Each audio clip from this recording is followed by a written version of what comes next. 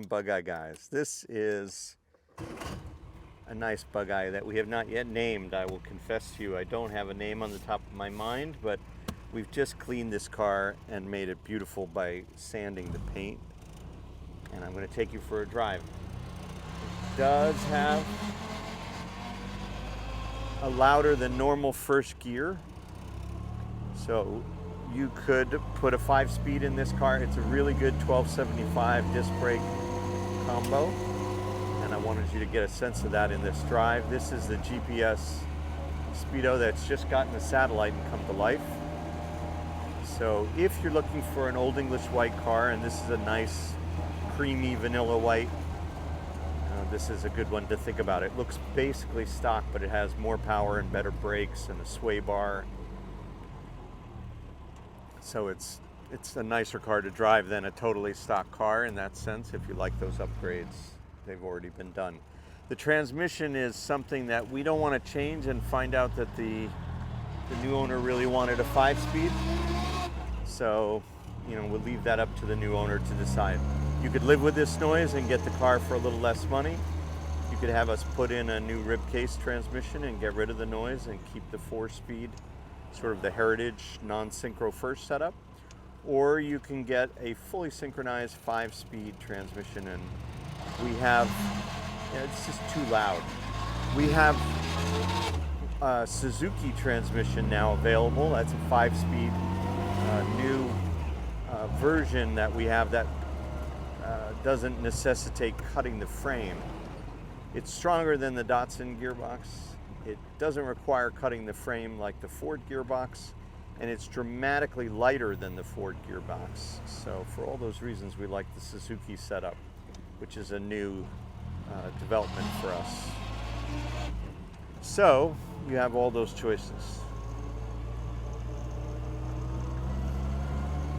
But other than the gearbox and a couple other little details, this car is really nicely sorted out.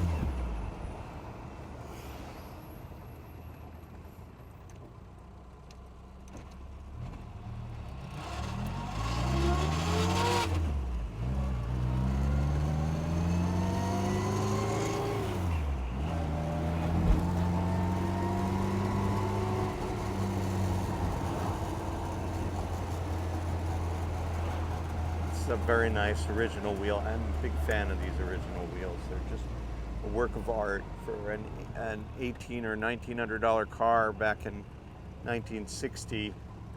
It's just so beautiful to have this kind of sculpture right in front of you.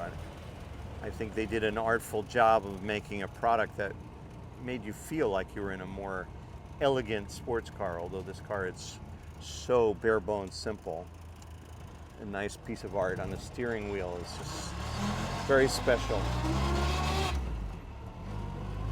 And this one has a nice glossy finish, which is correct. Most of them are somewhat matte finish by now, from hands just basically abrading them down to a weathered finish.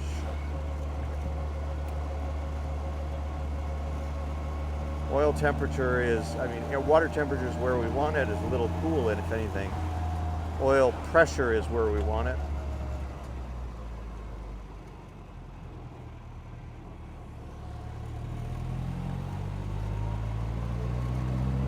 And the engine pulls nicely. It's a really good car. There's plenty of power there as the RPMs get up, and then the brakes are quite good for getting the car back down to the right speed for the stop sign. The e-brake's working.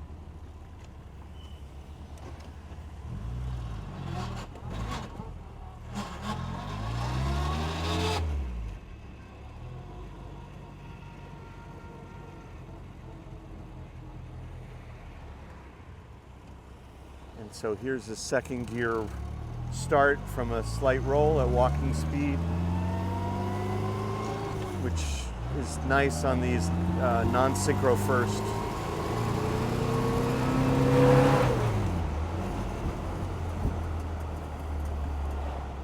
You can stop the car and go into first, or you can kind of roll along in second like that.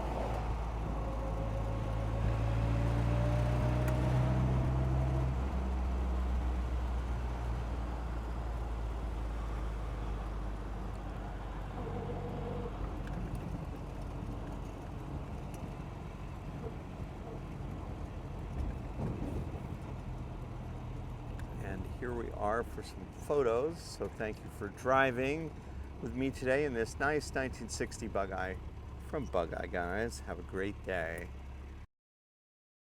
So I just wanted to make a little supplemental video about this car because I noticed a few more things that are worth discussing. So this is the non-stock washer pump. I would change that to the original one because we have them and it would fit in this hole and it would look right. So that's an easy thing to upgrade this car. The other thing I see that the restorer used the wrong clips here. So the idea is to get these to disappear, but they're kind of hanging proud down below. So that's a pretty easy thing to change. One of these door liners, well, both of them are a little bit loose, so they need to be re-glued. We have a cigarette lighter here, an accessory socket, which is nice. You can put a USB in here, and there might even be a voltmeter. No, I think that's just a couple of USB ports that have been installed, so it's a negative ground car. We also want to acknowledge that there's this GPS speedo. He's got the antenna here under the tonneau. We normally put them on the dashboard, but it's a nice idea to hide them under the tonneau where they're out of view. The car, well, at least when he put this speedo in, was 1,720 miles ago. And this has, if you probably can't see it from there, it has a scroll through bunch of functions. So you should be able to see it now. This button allows you, it shows you that we're at 22 feet, the altimeter. Tells us our miles per hour digitally here if you wanted that we're facing north. That 75 is the max speed that the last owner did in this car. And it will do 0 to 60 quarter miles. It will measure those for you. And then we're back to a trip odometer. So you can use that for your gas mileage and the like. So that's a nice feature to have that all set up. We have no horn at the moment. It would be a good candidate for an air horn. It's nice to have the wind wings and nice to have a larger rear view mirror. So the car has a lot going for it. It's a nice tonneau and a luggage rack and premium door pockets, which we'd like to radius so that they're easier to reach in. So we can do that as well for the new owner. And I think I would probably also put in rubber floor mats to protect the new carpet. Okay, we'll go for another drive and see if you would like to have another visit with how well this car rolls down the road.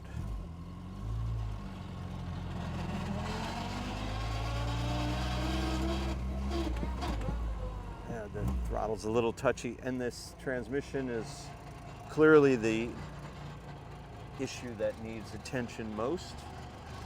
So hopefully we'll get to address that for a new owner.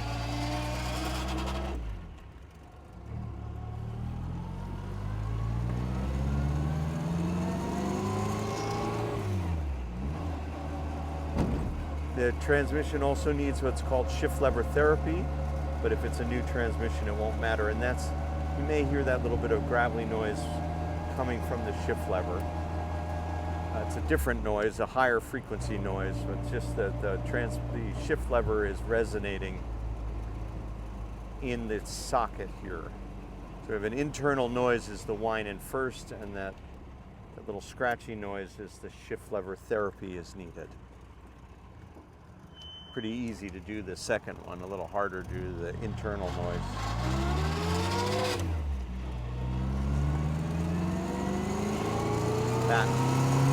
That's the shift lever therapy, sort of vibrating, the levers vibrating in the socket here.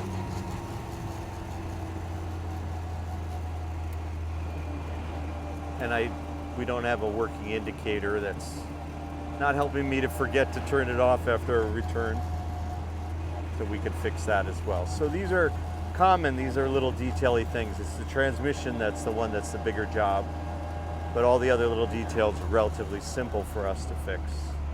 And the total of all those things will make this, it's a great car, will make it even greater. So happy to do that. And that's part of the satisfaction of what we do is we take these cars they're nice cars, they just need to be finished. So many of the hobbyists that are building these cars will miss these details So many people are promised that their transmission is great. It was great. I took it out of a great car. They restore a car, they don't rebuild it, they put it in, and then you end up having to do it a second time. It's quite common. So we're here to fix that.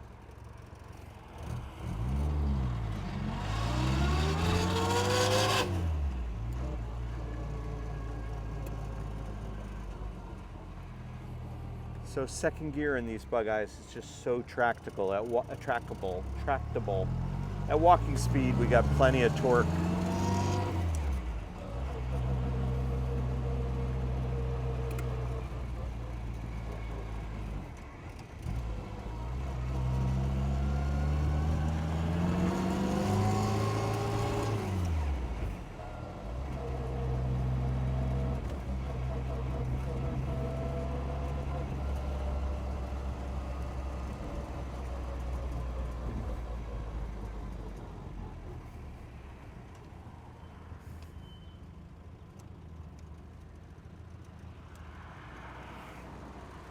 Always good to sit with the clutch out on these cars. I've had a minute there, or a few seconds anyway, without needing the clutch held in.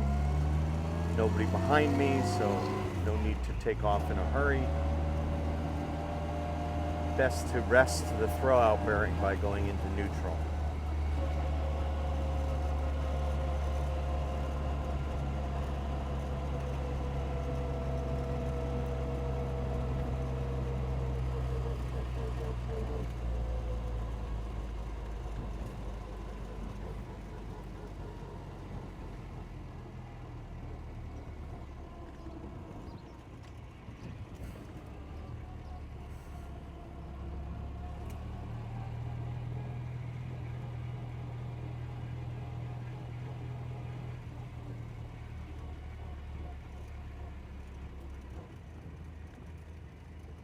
There you have it from Bugeye, guys. Thanks for coming for a drive with me today.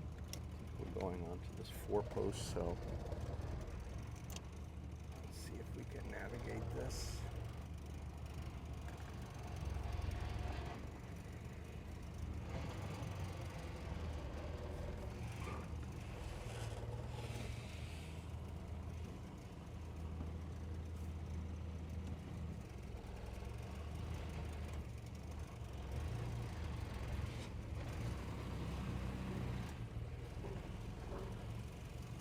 Centering. This also has LED lights, another nice upgrade. I see that the brake lights are nice and bright. So a lot of good stuff went into this car.